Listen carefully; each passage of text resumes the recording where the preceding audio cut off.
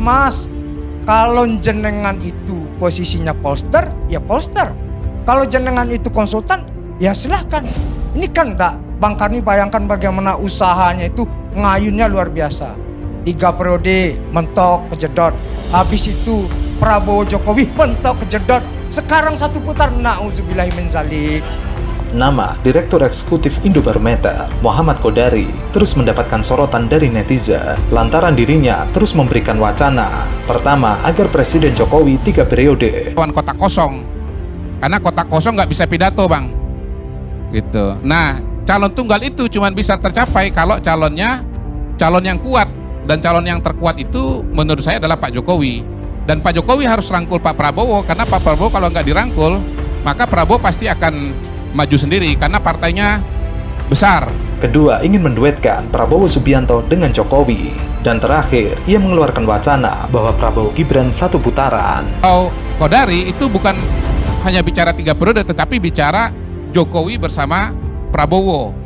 Karena itu satu-satunya syarat supaya bisa terciptanya kota kosong, Bang. M. Kodari merupakan seorang pengamat politik. Dirinya juga merupakan Direktur Eksekutif Indobarometer.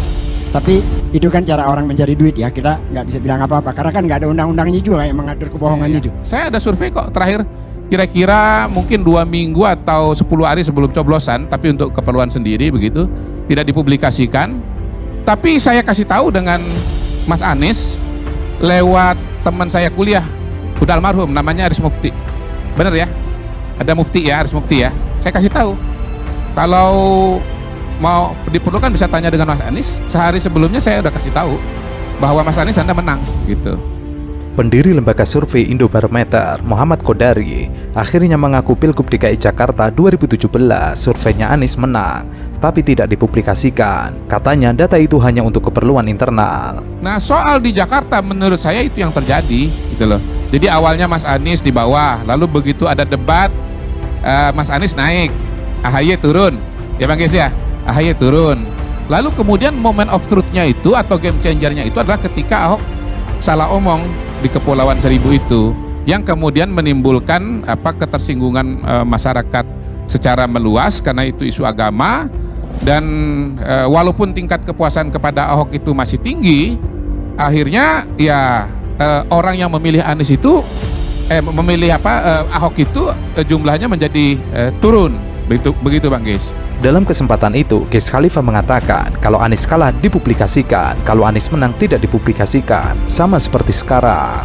Gis juga pernah mengutarakan pendapatnya terkait survei yang dilakukan oleh pengamat politik M. Kodari mengenai kinerja sejumlah gubernur DKI Jakarta dalam menangani banjir.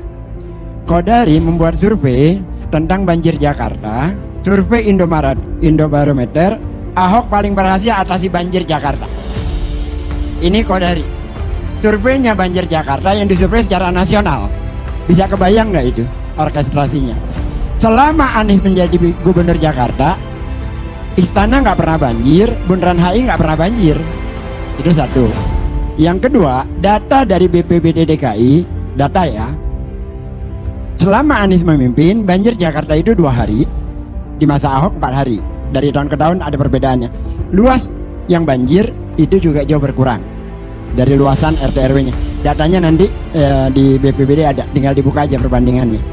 Yang lucu lagi tentang kemacetan Jakarta juga lebih parah di masa Anies ketimbang di masa Ahok. Gis mengatakan dirinya sama sekali tidak setuju dengan M. Kodari yang menjadikan survei sebagai acuan melihat kinerja seorang gubernur. Ia menyoroti rendahnya presentase keberhasilan Gubernur DKI Jakarta Anies Baswedan dalam menangani banjir di ibu kota. Awalnya, Gis meminta agar menilai kinerja harus dilakukan berdasarkan data yang ada. Ia memberikan contoh data bisa berasal dari Badan Penanggulangan Bencana Daerah Pemerintah Provinsi DKI Jakarta. Kemacetan Jakarta menurut TomTom Traffic Index tahun 2017 itu peringkat 4 tertinggi dunia. Peringkat 4 kemacetan Jakarta. Itu 2017. Tahun 2018 di masa Anies sudah turun menjadi ke-7. Tahun 2019 turun menjadi 10. Tahun 2020 turun menjadi 31. Ini Jakarta keluar dari kemacetan, dari peringkat 10 udah keluar. Lalu tahun 2021 peringkat ke-46. Tahun 2022 naik lagi menjadi peringkat ke-29. Artinya apa? bahwa antara yang dikemukakan lembaga survei dengan data yang ada itu berbanding terbalik. Tapi itu kan cara orang mencari duit ya, kita nggak bisa bilang apa-apa karena kan nggak ada undang-undangnya juga yang mengatur kebohongan itu. Melihat kinerja kok pakai survei? Melihat kinerja itu pakai data, bukan dengan survei. Datanya apa? BPBD Pemprov DKI Jakarta punya data, datanya jelas. G selalu mengambil contoh banjir yang terjadi pada tahun 2015. Ia mempertanyakan bagaimana sejumlah area terdampak banjir pada tahun 2015 dan tahun 2020 sudah jauh berkurang. Namun demikian, apa yang terjadi? Yang terjadi adalah di berbagai tempat, di Jember ribuan orang, di Depok, di Malang, di Makassar, luar biasa antusiasnya. Mungkin yang hadir itu sebagiannya manusia, sebagiannya hantu belau menurut penelitian lembaga survei. Karena kan kalau yang ada di angka-angka itu kan jauh sekali dengan di kenyataan. Jadi buat kita di Anies itu sangat yakin, sangat optimis Anies akan lolos putaran pertama dan putaran kedua juga akan menang. Sebagaimana ketika Pilkada DKI. Pilkada DKI, Anies selalu ditaruh di urutan 3. Pada putaran kedua, dia lolos dan akhirnya dia memenangkan Pilkada DKI. Sebelumnya, Indobarometer menilai kinerja Anies Baswedan dalam menangani banjir berada di bawah Ahok. Dari 3 gubernur yang berada pada survei, angka kesuksesan penanganan banjir Anies terpaut jauh dibandingkan 2 gubernur lainnya. 2 periode. Nah, itu yang harus kita jaga bersama-sama. Baru-baru ini, video lama Najwa Shihab yang menyinggung soal 3 periode saat mengisi sebuah acara viral di media sosial. Menurut saya adalah ketika kekritisan itu dianggap bukti tidak cinta negeri.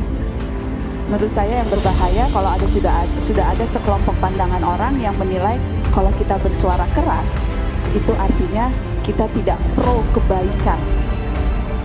Video tersebut diketahui diambil saat Najwa Shihab mengisi acara di Universitas Bina Nusantara dan video tersebut diunggah oleh kanal YouTube Binus TV Channel. Najwa Shihab menyampaikan pandangannya soal usulan presiden 3 periode dan lainnya setelah ada salah satu mahasiswa yang bertanya pandangannya mengenai demokrasi di Indonesia. Pasalnya, mahasiswa tersebut merasa di negara yang menganut sistem demokrasi ini, kebebasan berbicara masyarakat belum terjamin karena ada undang-undang ITE dan lain sebagainya. Menurutnya, upaya untuk mengurangi hak-hak dan kebebasan warga negara itu selalu ada, bukan hanya sekarang, bukan hanya di negeri ini. Najwa mengaku bahwa dirinya telah lama berteriak soal undang-undang ITE. Sudah pernah ada revisi, diperbaiki, tapi korban juga masih berjatuhan. Karena menurut saya demokrasi harus sejalan dengan kecerdasan masyarakatnya juga. Karena kalau masyarakatnya belum cerdas ya yang naik yang itu juga. Betul. Jadi menurut Mbak Nana tentang demokrasi Indonesia itu kayak gimana? Aku setuju sih apa yang kamu bilang. Kemudian, video yang beredar adalah sebuah pernyataan Najwa Shihab tersebut yang menjelaskan soal opini masyarakat yang kerap disebut tidak cinta negeri jika tidak memiliki pemikiran yang sama. Dan yang lebih membahayakan sekarang adalah ketika kekritisan itu dianggap bukti tidak cinta negeri. Najwa Shihab menambahkan, menurutnya yang berbahaya kalau sudah ada kelompok pandangan yang menilai kalau yang bersuara keras itu artinya tidak pro kebaikan. Namun ia menyebut kalau kebaikan tersebut justru berdasarkan pada kelompok tertentu. Ketika kata-kata baik disematkan hanya pada kelompok tertentu dan yang tidak sama dengan itu berarti tidak baik. Itu menurutnya harus dicermati hati-hati. Najwa Shihab juga menyampaikan bahwa yang harus diwaspadai adalah saat ada upaya mengembalikan Indonesia ke zaman sebelum reformasi. Rasa-rasanya tidak ada politisi yang seberani hari-hari ini. 3-4 tahun yang lalu mana ada yang berani bilang presiden 3 periode, mana ada yang berani bilang udah rakyat nggak usah dikasih kesempatan untuk memilih langsung. Najwa Shihab kemudian menyebut bahwa upaya-upaya itu memang ada, tetapi tidak ada yang berbicara selantang saat ini. Upaya-upaya itu ada, tetapi dengan bangga bilang kita mau presiden 3 periode, mengubah undang-undang dasar untuk itu. Rasa-rasanya dulu tidak ada yang berani selantang itu. Bahkan sekarang mereka tidak malu untuk bicara seperti itu. Menurut saya upaya untuk mengurangi hak-hak dan kebebasan warga negara itu selalu ada. Selalu ada upaya itu, bukan hanya sekarang, bukan hanya di negeri ini, tapi di berbagai belahan dunia manapun selalu akan ada upaya untuk mengekang kebebasan individu. Undang-undang ITE kita teriak-teriak soal itu udah lama banget ya nggak sih? Sudah pernah ada revisi, diperbaiki, tapi korban juga masih terus berjatuhan. Dan yang lebih membahayakan sekarang menurut saya adalah ketika kekritisan itu dianggap bukti tidak cinta negeri. Menurut saya yang berbahaya kalau sudah ada sekelompok pandangan orang yang menilai kalau kita bersuara keras itu artinya kita tidak pro kebaikan. Ketika kata-kata baik disematkan hanya pada kelompok tertentu dan yang tidak sama dengan orang itu berarti tidak baik. Itu menurut saya yang harus kita cermati hati-hati. Dan ketika ada upaya-upaya untuk mengembalikan lagi Indonesia ke zaman sebelum reformasi, itu yang harus betul-betul kita waspadai. Rasa-rasanya tidak ada politisi yang seberani hari-hari ini loh. 3-4 tahun yang lalu, mana ada yang berani bilang presiden 3 periode, ya nggak sih? Mana ada yang berani bilang udah rakyat nggak usah dikasih kesempatan untuk memilih langsung. Upaya-upaya itu ada, tapi dengan bangga bilang kita mau presiden 3 periode, mengubah undang-undang dasar untuk itu. Rasa-rasanya dulu nggak ada yang berani selantang itu ya. Dan bahwa sekarang mereka tidak malu untuk bicara seperti itu, yang bahkan oleh Pak Jokowi sudah dibilang ini menampar muka saya nih. Kemarin kan panjang tuh Pak Jokowi bilang Dipilih 3 periode itu ada 3 menurut saya. 1, ingin menampar muka saya, ya. Yang kedua, ingin cari muka, padahal saya sudah punya muka. Yang ketiga, ingin menjerumuskan. usulan itu menampar muka saya. Saya adalah produk dari hasil pemilihan langsung. Kalau memang amandemen akan membuat negeri ini mundur demokrasinya, tidak perlu ada amandemen.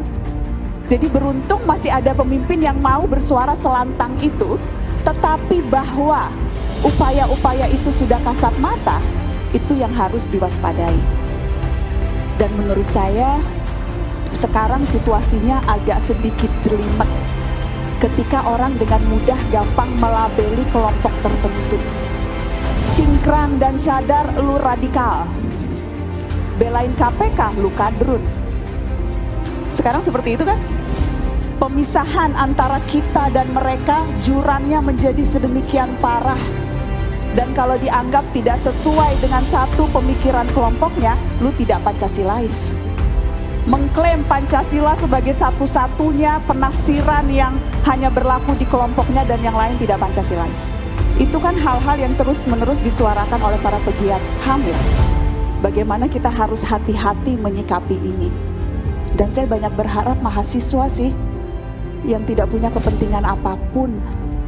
Mahasiswa maha atas siswa.